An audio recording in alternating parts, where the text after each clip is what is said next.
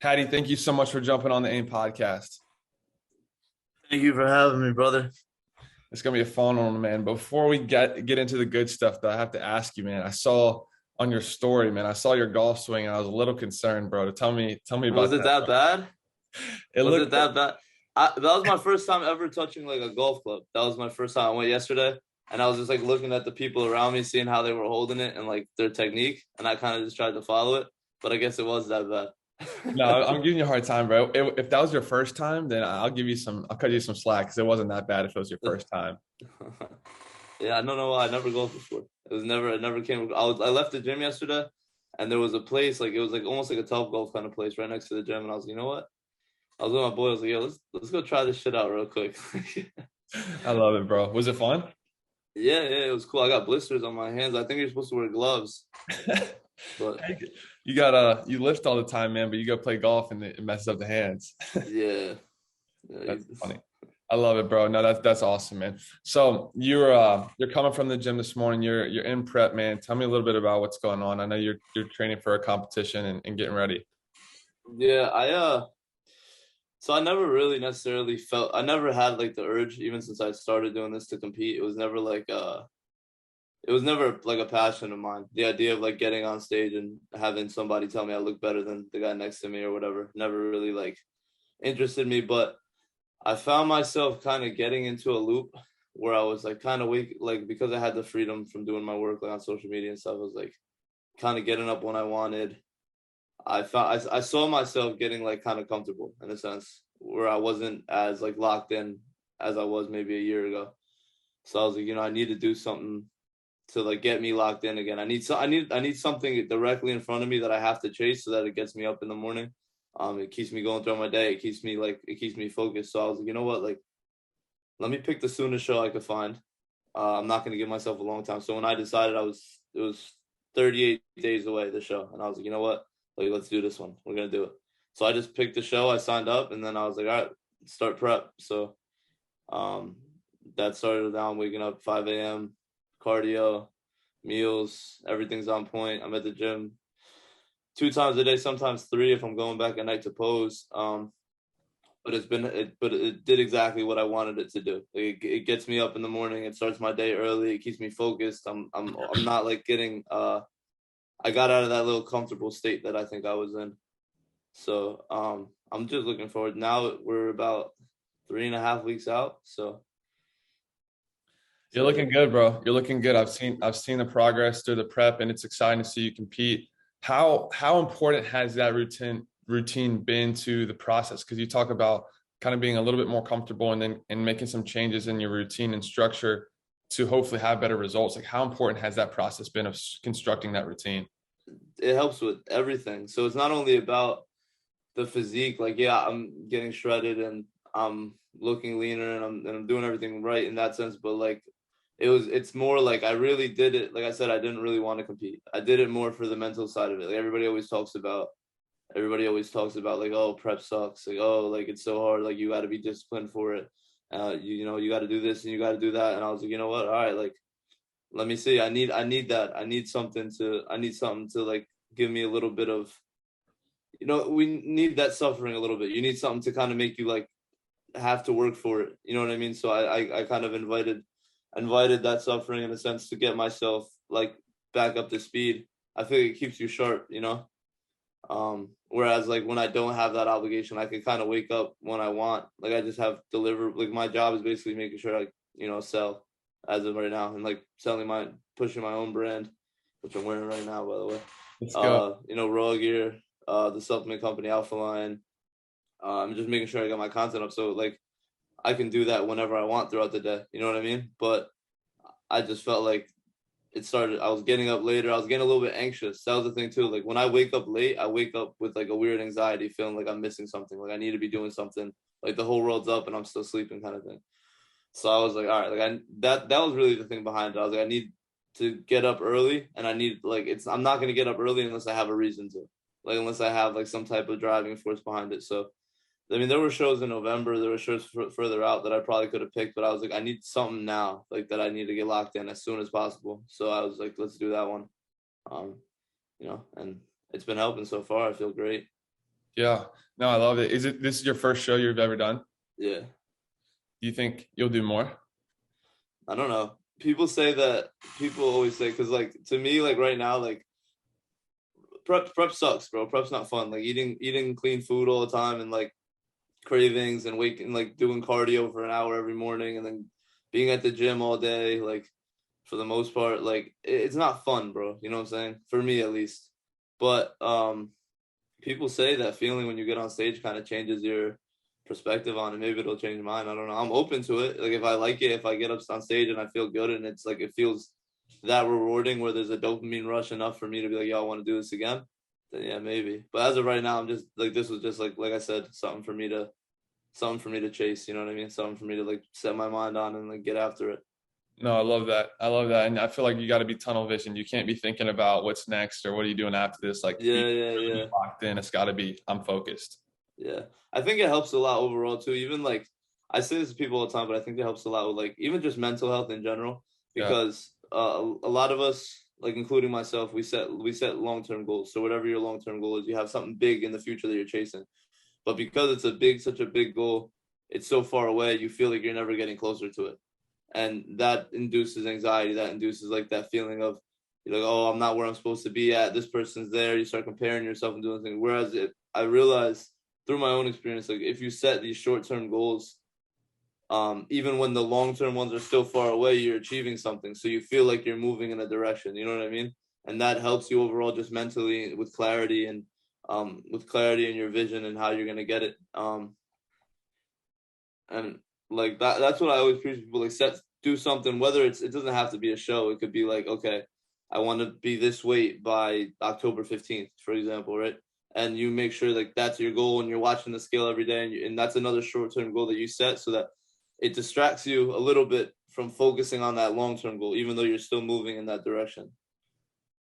I love that, dude. That's good. And I think I 100% agree. I think that's where people kind of fall off or maybe get a little bit, outside of what they're intending to do is because they get overwhelmed. Like it is easy to get overwhelmed when you're like, man, I have this dream, this vision of something really big, but it's like, how do I get there? How can I hold myself accountable and how can I strategically break it down into like consumable chunks to get to that point?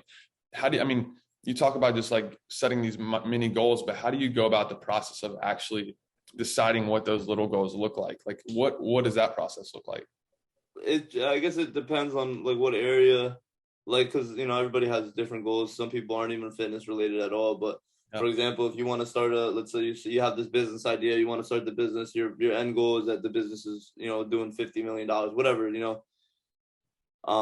You have to see like there's like things you could do in between. So I would say like one thing that's going to be huge is character development. Mm. Like you need to build your character, right, as a person in general to be able to be the $50 million business owner, right? You can't just go from who you are right now to that. So how can you build character? I got to make sure that I have to, if I tell myself I'm going to get up at this time every day, I'm getting up at that time regardless. So I tell myself I'm doing this every day, I'm doing that regardless. And when you hold yourself accountable to those things every single day, whether you want to do that or not, and when your energy and your mood and the way you feel that day doesn't dictate the energy that you bring into your work and an environment that you go into, you start developing your character. So your short-term goal could be like, I want to hold myself accountable for, there's like a 75 hard challenge that people do. I don't know who started it, but like, okay, can I hold myself accountable for 75 days? So, I think that thing is like 2 workouts a day. You're eating clean every single day. There's reading a book every single day, but that puts you in a space where you're growing as a person, you're developing, and you're developing your character while also still working on your business and moving in that direction. But those short-term goals and making sure, like, okay, I have 30 days left in the seven, like I got to be accountable for 30 more days in this, and doing those little things like in between you getting to that final spot, they all contribute, right? They all contribute to that success, and I think it just helps overall, bro. If you have something to chase, it's a lot easier. Like something close to chase, it's a lot easier to hold yourself accountable. Whereas I say, I want to own, like I want TTD to be the biggest fitness brand in the world one day. For like, there's a long way to go before I get there. If I'm focused on that every single day and that's what I'm thinking about, I'm just gonna be like, fuck, I'm so far away from it. Like I need to do this, I got to do that, and because it's so far away, it's easy for me to say, oh, like I don't really need to get up early tomorrow, or I don't need to do this tomorrow. Like it's easy for you to like forget Monday and Wednesday of the week, and Tuesday, Thursday, Friday you turn up. Whereas if you're setting something that's a month away, you don't get that day off. You don't get that day to chill. You kind of gotta lock in every single day. That's facts, bro. And I like how you brought in the character element, because I think too, everyone obviously has different goals, like you were saying, but like, what is what's the heart behind your goal? Like, are you doing it for the money? Are you doing it for the fame? Are you doing it because you have a real passion and purpose? And I think when you check your character and like holding yourself accountable and understanding why you're doing it, I think that can also go into play when you're developing these smaller goals and going in that direction. Because if you're not, in my opinion, if you're not doing it for the right reasons, it's going to be hard to successfully get there long term, because you're going to burn out. I feel like you really have to be intrinsically motivated to do it for a purpose that's probably bigger than yourself. Correct. Yeah, I agree. And that's the thing. It's like if you're so focused on the outcome, right, then you're gonna let your emotions dictate your process. You know, does that make sense? So like in a way where like you can't let your emotions dictate what you're doing, is what I'm trying to get at. Yeah. That you gotta almost be at a state where it's bigger than you. You understand? So for example, for me, like my driving factor a lot of the time, it's not money or fame. Well, maybe it is kind of money, but fame and like or any of that. It's like, okay, there's people who saw potential in me when I couldn't see it in myself. Like my parents, for example, when I was, or my friends, or people around me that I keep close, that when I was doubting myself and I was like, you know what, bro, I'm not gonna do this content thing. Like, you know, I'm posting videos for 3 years. They're getting 16 views. No one cares. Like maybe this is just not for me. There was people who saw potential in me and told me that I could do it when I couldn't see it in myself. Whereas now, if I stop, if I quit, if I said, you know what, bro, I'm just gonna hang up the towel, or you know, whatever, I'm letting them down. You know, so it's not even about me at that point. So I think there's got to be something there with your purpose where it's bigger than you. You understand that if you stop, you're not just letting yourself down. Because it's easy to let yourself down, but it's not easy to look at your mom and let your mom down, or look at your pops and let your pops down, or people that care about you and look at them and know that you let them down. That's harder for me to grasp than it is to let myself down. If I let myself down, I got to deal with it. If I let everybody else down, then we're all feeling it. You know what I mean? Yeah, I mean 100%, because it's even too, it's like knowing all that they did, like you're saying, all the sacrifices they made to put you in the position that you're in, not only just believing in you, but even the other things that go into that picture. It's like, it's almost like disrespectful. You know, it's like at the end of the day, like, man, I'm so grateful that I'm in the position I am in, and maybe I'm not where I want to be, but without these people in my life, it's hard to be in those spots. And so I 100% agree. And I think that's when things can get real. And dude, I've seen that in your content. Like, it's been so cool to see your position on that and how you've used what you're making to impact others and to share and to carry that same love that you've gotten on to others and inspiring so many people. Yeah, I mean, that's the thing about me, bro. I look at it a little bit different than other people do. Like I look at the word influencer and I say, what is an influencer supposed to do, right? You're supposed to influence. And if you're going to influence, you want to influence people in a positive manner, right? So I guess some people look at it as like entertainment, or some people look at it as, you know, whatever they're doing with their platform. But to me, every time I post, like even sometimes I'll record a YouTube video and it'll be funny, and I'm about to post it, and I'm like, but what message am I leaving with people here? Like, they're taking 15 minutes out of the day to watch this video. What can they take from it? A lot of the times I will literally grab my camera, talk about something that was on my mind, something that could be beneficial to people, and I'll just throw it in. I'll slap it at the end of the YouTube video. And I'll tell people, wait for the last 5 minutes. Just watch the last 5 minutes. If you're going to watch anything at all. That way, when you leave this, there's a message that you could take for it, and there's some type of impact that I could have on you. Because if I'm taking on this title influencer, right, where I'm giving a platform where I'm making money to post, I better be influencing, right? You better be able to look at my content and get something from it. Not just, damn, this guy looks great, I wish I could look like him. And what value does that give you? You know, it might give you insecurity. That's it. Or like some type of, you know, like, I guess a goal to chase, dream physique, whatever the people want to say. But for me, it's like, I can't get motivation looking at somebody else's physique. But if that guy is talking to me and telling me what he did to get that, or what he did to get the kind of money that he has, or what he did to get himself out of this hole he was in. Now we can resonate a little bit. I could see, like, I can kind of see myself in you and your past self, if that makes any sense. So I try to be that like big brother kind of figure through my content.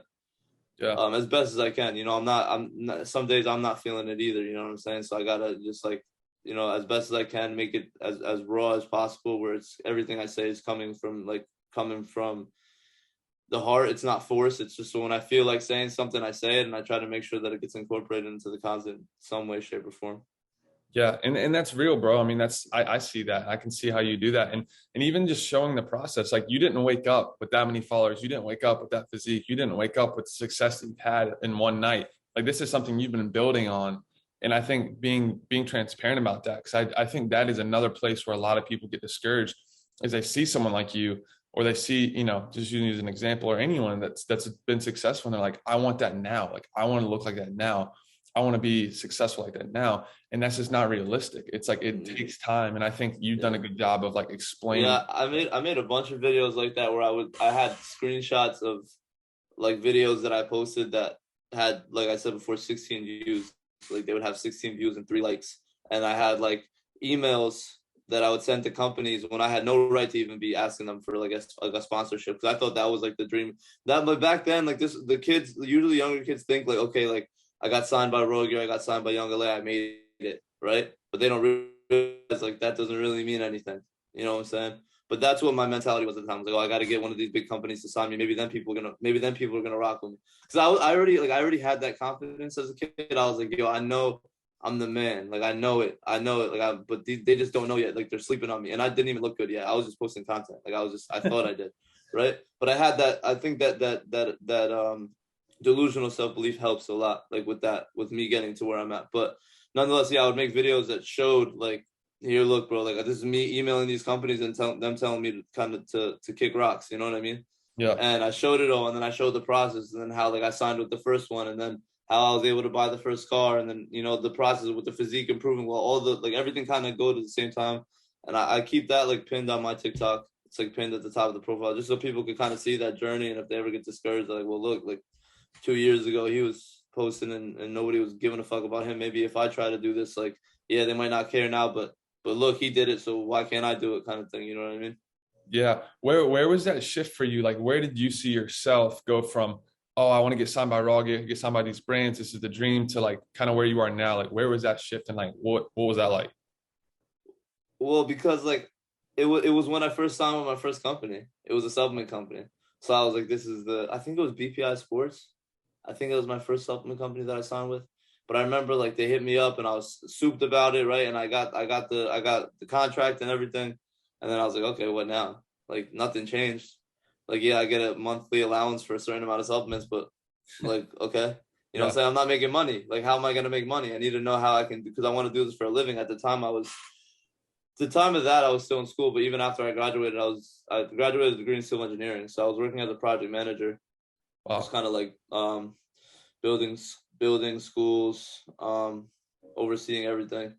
And I was doing the social media at the same time, and I was trying to figure out a way to, like, what a lot of people don't see is, like, you could have 800,000 followers on Instagram and not be making that much money, and you could have 12,000 followers on Instagram and making a bag. It's about how well you can monetize what you're doing to the people that follow you. Because what do they say? Like, if you have 100 people that really, really rock with you, you could become a millionaire quick. That's you know what I mean? Yeah. So I was always just looking at, so after, like, I got the first sponsorship and I realized, like, okay, this isn't that, like, this wasn't a breakthrough for me. Nothing changed. You know what I'm saying? I thought, like, oh, the followers are going to come in now. Like, it gives me, like, some type of reputation that this type of company thinks I'm cool or whatever. I realized, okay, like, I got to turn these people into fans somehow. I have to turn them into, like, supporters enough to want to use my code, to want to buy what I'm selling, to, like, to want to buy my programs, to trust my word for certain things. So I thought about different ways, like, how I could monetize this, how I could make this a business, as opposed to just me, like, posting content. And then that's when I started really thinking, like, yo, I gotta tell these people what I wanted to hear when I was them, when I was a consumer and not the product. I was always I looked at the content that I would watch. I thought about the content that I would watch and what helped me a lot and like what got me to where I'm at. And I was like, I need to kind of make that same kind of things for people who were in my position. If I could have that effect on them that those people that I watched before had on me, then they have no choice. Like they're gonna come back because it helped them in some way, shape, or form. And that's when I was like, okay. It was uncomfortable, but I would take the camera. I would talk to the camera. It was, bro, when I tell you, so uncomfortable for me just to sit there and talk and hear my own voice, like play it back after. I was like, damn, bro, I can't post this. And there was so many videos that I recorded that I would re-record or delete or just not even use at all until I got comfortable with like, okay, this is my voice. This is how I'm going to use it, and just send it, just go. Yeah. And then along that, you know, it just kept growing slowly and surely. My shit, like, you see a lot of people nowadays, they'll have one post that hits the explore page crazy, and then they'll get 100,000 followers, and like, but it does, like, people get so lost in that shit because it doesn't matter. These are just like, you don't have a catalog. And this is what I tell people, especially content creators. I'm like, bro, you don't want to start now because you're embarrassed about the engagement, right? You think people aren't liking your shit. It's gonna look funny. People will be like, look, you're posting all this stuff and nobody's even watching it. Like, bro, what you're doing right now is you're building a catalog. So if I find you 3 years from now, I could scroll down and find 3 years of content. I can instantly become a fan of yours. I can instantly, but if you just have something that hits, right? It's like a singer or a rapper, for example. They have one song that bangs, it goes crazy, but you have no catalog. I'm just gonna remember the song. I'm not gonna remember you. Whereas if you have a catalog of stuff that maybe you thought at the time wasn't good enough, and now I'm listening to it because I found you through the thing that banged, and now I'm like, oh wait, I really like this guy. Now I'm a fan of your music. I'm a fan of your art. It's not just a song. So I tell people like, yo, build your catalog. Like, you can scroll down on my Instagram. You'll watch when I was in high school. It's all there. You know what I'm saying? Everything. I never deleted anything. It's all there. Yeah, no, I love that because it's almost like another level of respect too. Because you go to someone that hits one video, it's like, yeah, that's dope. You make good content, but like if you see the process of all the stuff, all the work you put in, it's like, man, I respect that person because like they've been at this thing. This is not an overnight success. Like this is something they've been working on. They've got to have some deeper meaning. Yeah. I love that, bro. And something else you said too. I was listening to a podcast. I think it was Ed Milet, but he was talking about like when you framed it so well. You talked about how like we need to be conscious of like who we once were and like how can we help those people, because there's a lot of people that were in your position back then that you're able to help now. And he was basically saying like we as people are best positioned to help the people that we once were, and so whatever that looks like. And that's cool how you're conscious about that because you really are providing that value. Yeah, I feel like I'm super self-aware in a sense where like, bro, I could do some stupid shit and get like clout, right? Like I know exactly if I wanted something to blow up and I could start drama, I could start controversy, I could talk about any person in this industry and it'll bring all the likes and all the numbers in and all the traction. But I'm self-aware. So I don't like the drama. I don't like the controversy. I don't like when I see people bashing each other on the internet about dumb shit. I'm like, I think it's high school shit. To me, I look at it like little kid shit. I'm like, yo, like you guys are corny. Like we're all grown ass men. Like we don't got to be attacking other grown ass men for what they're doing or anything like that. Like we don't got to do that. But people do that all the time. If you see it on TikTok now, especially within our industry, everybody's so negative. Everybody's so pessimistic. Somebody says something wrong in one of their YouTube videos and everybody's just like on top of them, attacking them. So like, I stay away from all that, bro. I just try to like, I know that I have a core supporting base of people who like really genuinely like what I do and the things that I do, and I don't stray too far from it. I don't ever switch away from like my roots. At this point now, I don't probably have. There's a lot of times like with the motivational videos, especially the ones that I make, they don't do as good as the other stuff. They don't perform as well. But I know this is what these people need. So whether it's gonna like my numbers are there or not, because for that, I'm still gonna do it. I'll post a picture and I'll put a slide thing, and the second one is a video. Just because, okay, you're not only getting the picture here. Yeah, the picture's nice, but now you get a message too. You get something from it. There's something you could take from it. And I feel like that's a duty for like somebody who's titled influencer. It's almost a duty for you to like give people something that they could use of value every single day.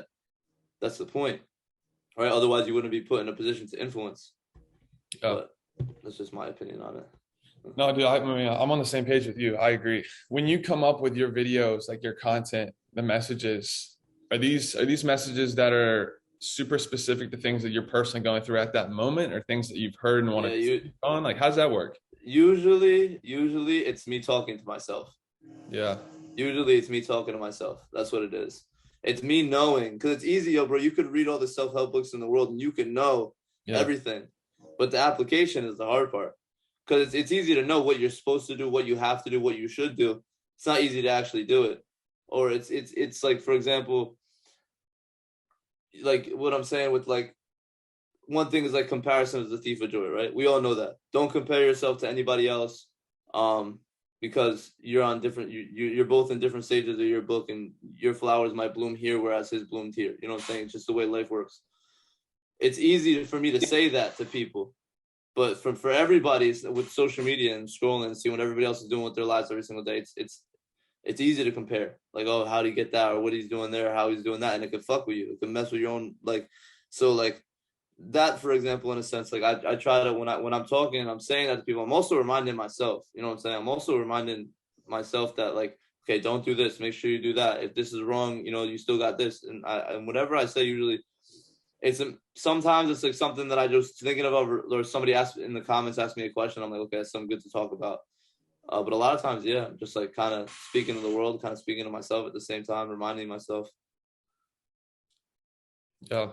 No, that's good. Have you always been this driven, even like before your content days, like when you were not posting and you were younger? Like, have you always had this mindset of like, I'm gonna be disciplined, I'm gonna be motivated, I'm gonna help others in some way? Yeah, I think like once it so like I told you I wanted to go pro. Like I wanted to play soccer. I didn't care about bodybuilding. I didn't care about school. Yeah. Like in my head there was one thing and it was like I was locked in on that. Um and then like but all my energy was directed into training. I would do extra, bro. Like I was like I want to do this so bad that like I felt like I was one upping people when I would go to the gym after we trained. Like I would have practice and then I would go to the gym and I would post it on my Snapchat. And I would let people I would literally talk shit. Like I would post on my Snapchat and I'd be I'm at the gym while y'all sleeping. Like saying like funny shit like that. I But love I it. took pride in that and like doing the extra. Like I was like I want to I'm doing the extra shit. I'm doing the extra work. I really want to make this happen. So it's something like I don't know if it's just seeing my parents struggle when I was growing up, bro, or just like seeing the not seeing how everybody else was living while I was living the way that I was living. Yeah. And like bro, I used to in elementary school, like I used to go to the deli before school. I used to buy a pack of gum and I would sell the gum at school, $2 a piece, and then get that money so I could eat a good lunch because my friends would always go out to eat. Like you were allowed to go out to the thing, and I wanted to eat what they were eating. So like I think coming from that like gave me a different type of like a different like I was like I need the life that these people are living already. I need that. I need that. Like whatever I got to do to get that, I'm gonna do it. So I had that. I had that a lot from a young age, and I think it's like it comes to the thing. Like somebody asked me a question once, where like, would you rather be uh, a rich man's son or a shepherd's son, right? And then it was like like the shepherd's son knows what it feels like to be hungry, so it tastes better when you're getting full, almost as is, you know what I mean? Yeah. So I said that on my story today. Like, you got to take some L's to know what that W really feels like. If your whole life you're taking W's, that W feels regular. You lose respect for the W because it's just something that's normal to you. Whereas if you take a lot of L's first, right, that first W tastes good, and the second one does too. If you take a couple L's in between those W's, every one of them you kind of appreciate a little bit more. You appreciate life a little bit more. You appreciate money a little bit more. You're not as flashy with your money. You're more humble. You're more. It's a lot. Um, I guess it's a lot about the way you grow up, dude, and like where you grow up. I guess. No, I agree. And I see that too. And I think what you said in your story too is powerful. And it's like, I don't know why people get so discouraged when things don't go well. Like, yes, I understand it's not ideal. Like you want things to go well, but there's so much to learn and there's so many blessings in the struggle and the process of like things not being perfect. And that's where things can truly happen. Yeah, I think it's just it's a lot of times it's just like it's the fear of failure. Like, 'cause I've been on that side of the table where like when I'm taking L's and I'm like and internally I'm not doing well because of it, Yeah.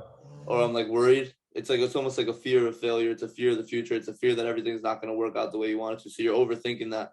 when people get in their own head about that, I think like it kind of strays you away to, like, from appreciating what you're gaining from each loss. You know what I'm saying? Because you're like, dude, I want to get there so bad. A lot of times when your drive is really strong, it might actually be a negative for you. Because when you're so like motivated and determined to get something and it's not happening for you, it hurts a little bit more than somebody who's just going, you know, trying to get there. So I think that's part of it, but it's just, that's why I always say, like I said, like I talk and I remind myself, like something's not going my way, something doesn't go well, like this is part of it. So when that fruit comes, it's gonna taste a little bit sweeter than it would have if this hadn't happened. You know what I mean?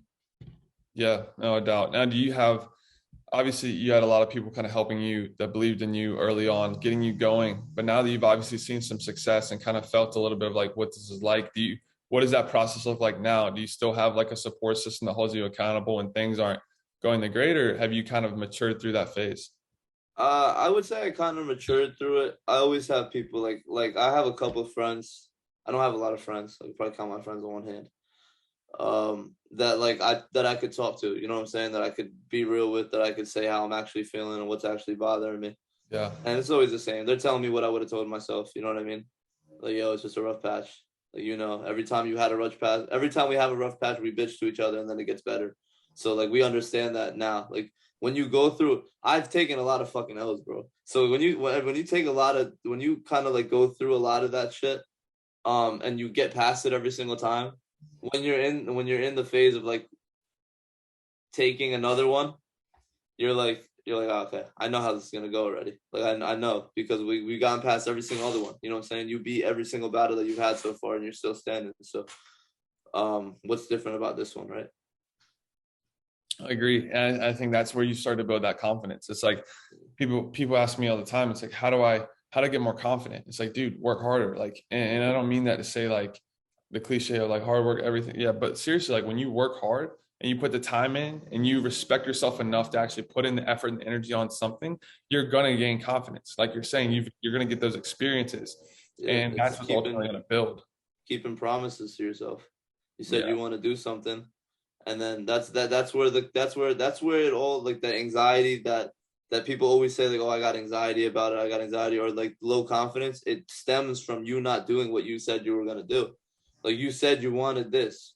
Are you doing everything that you can to get that? Because if I said I want this and I'm doing every single thing I can to get that, if I don't get it at the end of the day, I did every single thing I can. I can never look back and say I didn't give it my all, right? So my confidence is there because I kept my promise to myself. I said I was going to get up and do this. I said I was going to do this. At that time, I said I was going to try to do this. I said I was going to network and meet these people and get out of my comfort zone to do that.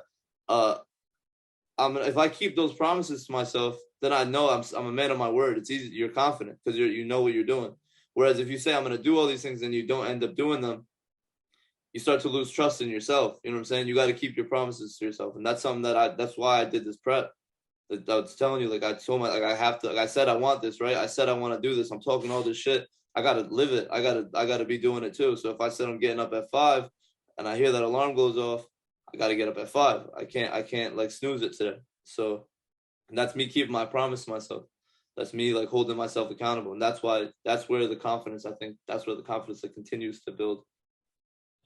So good, bro. I love it. I want to touch on this as we wrap this thing up. I want to touch on your brand. You're repping it right now. Tell me a little bit about it, how it started, and what you're doing. Yeah, bro. So it started actually crazy. It started really in middle school. I had a friend. His name was Steve, and we I don't know how we came up with it, but we would, when we would like hang out, when we would leave, like, oh, I love you, bro, TTD, like to the death, right? And we would just say that to each other all the time. And we would just joke about it. We'd be like, yo, TTD, TTD. We'd just be yelling it. I don't know why. It just was a thing. And then when I started training in high school with a couple other guys, I remember I would just say to them, yo, TTD, like this set, TTD, you got to go all in, like to the death, like let it out. And it kind of became like a phrase and a saying. And then, you know, it kind of like, it stuck with me. It kind of resonated with me. It stuck with me for a long time. It was a message to me that held value. And it was about, like, it's not just about the gym. Like it started kind of in the gym, but it's not just about the gym. It's about loyalty. You know, it's about honor. It's about being a man of your word. It's about, like I said before, like when you're TTD, when you're to the death, you're locked in on everything. Your relationships, you say you're keeping a promise, you keep it. You know, like you said you're gonna do something for your mother, or you said you're gonna do this, you keep your promises to the death. You're gonna hold that to you, and you hold yourself accountable to that.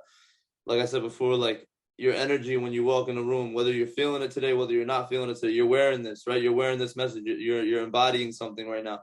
So you don't let your energy or your mood dictate the energy that you bring into an environment, because you understand that it's not all about you. Because if you have a bad day today and you come in the gym and you're all pissed off, or you come into, you know, a meeting and you're all pissed off, you change everybody's energy in the room just by the way that you are, the way you carry yourself. So when you're wearing this, you're carrying yourself a certain way. You're holding yourself to a certain standard, where no matter how you feel, no matter what's going on, no matter how shitty things are, your circumstance doesn't dictate the energy that you bring into an environment. Regardless, you're gonna bring that TTD mentality, that to the death mentality, that you know, all in on every single thing that you do mentality. So I was like, you know what, bro? At some point, I was like, you know what, bro? This is my brand. Like this, I talk about it all the time. So I had my first drop, I think about a year ago now, where it was just like crew necks and some hats, and I was like, let me just try, see if people are really like, these videos are doing well when I talk about it. Let me see if people want to buy it. And then we sold it out, and I was still working at the time. I hadn't been a full-time influencer yet, so I was like, I was just testing the waters. And then now, as we move forward, like this is my first drop is 2 days from now. It's turn 17, so I got compression shirts, I got hoodies. We made a little, I don't know if you saw it, I posted a little video that we made yesterday for it.